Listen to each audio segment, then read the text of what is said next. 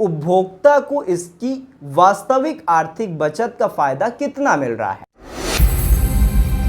और इस सवाल का जवाब सिर्फ राजनीतिक बहस से नहीं बल्कि आंकड़ों से मिलना चाहिए।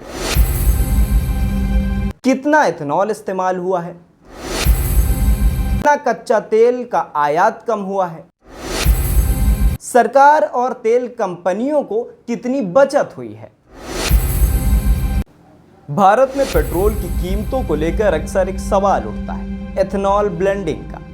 आखिर पेट्रोल में एथेनॉल मिलाने से आम आदमी को क्या फायदा है और क्या इससे पेट्रोल की कीमत वास्तव में कम होनी चाहिए। भारत में पेट्रोल में एथेनॉल मिलाने का उद्देश्य पेट्रोलियम आयात पर निर्भरता कम करना है, देश में उत्पादित एथेनॉल का इस्तेमाल बढ़ाना है और किसानों के लिए एक अतिरिक्त बाजार तैयार करना है। एथेनॉल मुख्य रूप से गन्ने और कुछ अन्य कृषि उत्पादों से बनाया जाता है और इसे पेट्रोल के साथ मिलाकर वाहनों में इस्तेमाल किया जाता है। लेकिन यहाँ एक महत्वपूर्ण बात समझना जरूरी है, पेट्रोल में एथेनॉल मिलाने का मतलब ये नहीं है कि पेट्रोल की खुदरा कीमत अपने आप किसी अनुपात में कम हो जाएगी। पेट्रोल की अंतिम कीमत में कच्चे तेल की अंतर्राष्ट्रीय कीमत, रिफाइनिंग, परिवहन, डीलर कमीशन और टैक्स जैसे कई घटक शामिल होते हैं। इसलिए एथेनॉल की कीमत और ब्लेंडिंग का प्रभाव पेट्रोल के अंतिम रेट पर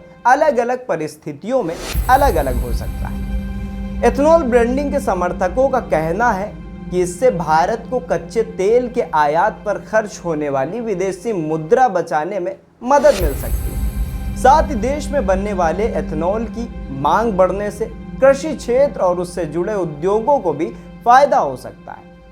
लेकिन इसके साथ कुछ सवाल उठते हैं। भारत में एथेनॉल उत्पादन के लिए मुख्य रूप से गन्ने जैसी फसलों का इस्तेमाल होता है। ऐसे में सवाल ये है कि अगर कृषि भूमि और पानी का इस्तेमाल बड़े पैमाने पर एथेनॉल उत्पादन के लिए होता है तो इसका खाद्य उत्पादन और पानी के संसाधनों पर क्या असर पड़ेगा। एक और सवाल कि वाहन के माइलेज को लेकर है, जो एथेनॉल में पेट्रोल की तुलना में ऊर्जा घनत्व कम होता है, इसलिए ज़्यादा एथेनॉल मिश्रण वाले ईंधन से कुछ वाहनों में प्रति लीटर माइलेज पर असर पड़ सकता है।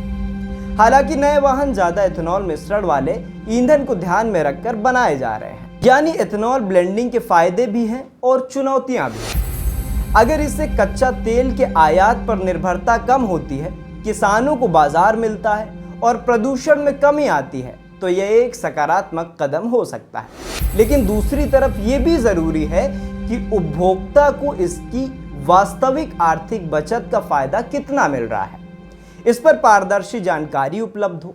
क्योंकि आम आदमी के लिए सबसे सीधा सवाल यह है कि अगर पेट्रोल में एथेनॉल की मात्रा बढ़ रही है तो क्या पेट्रोल की कीमत में भी उसका फायदा दिखाई दे रहा है। और इस सवाल का जवाब सिर्फ राजनीतिक बहस से नहीं बल्कि आंकड़ों से मिलना चाहिए। कितना एथेनॉल इस्तेमाल हुआ है, कितना कच्चा तेल का आयात कम हुआ है, सरकार और तेल कंपनियों को कितनी बचत हुई है, किसानों को कितना फायदा मिल रहा है और सबसे महत्वपूर्ण इसका फायदा आम उपभोक्ता को कितना पहुंचा। एथेनॉल ब्लेंडिंग को समझने के लिए इन सभी सवालों को एक साथ देखना जरूरी है, क्योंकि पेट्रोल में एथेनॉल मिलाना से पेट्रोल का मामला नहीं है, यह देश की ऊर्जा सुरक्षा, किसानों की आय, पर्यावरण, पानी के संसाधन और सबसे बढ़कर आम आदमी की जेब से जुड़ा हुआ मुद्दा है। इसलिए बहस ये नहीं होनी चाहिए कि एथेनॉल अच्छा है या बुरा, सवाल ये होना चाहिए कि एथेनॉल नीति का फायदा किसे मिल रहा है और कितना मिल रहा है और क्या इसका वास्तविक लाभ आम उपभोक्ता तक पहुंच रहा है।